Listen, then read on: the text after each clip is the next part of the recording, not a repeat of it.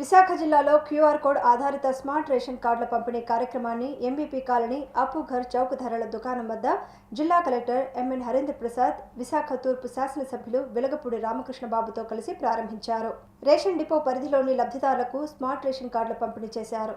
రాష్ట్ర ప్రభుత్వ ఆదేశాల మేరకు లబ్ధిదారులకు ఉపయోగపడే విధంగా క్యూఆర్ కోడ్ ఆధారిత కొత్త స్మార్ట్ రేషన్ కార్డులను అందించడం జరుగుతుందని కలెక్టర్ అన్నారు.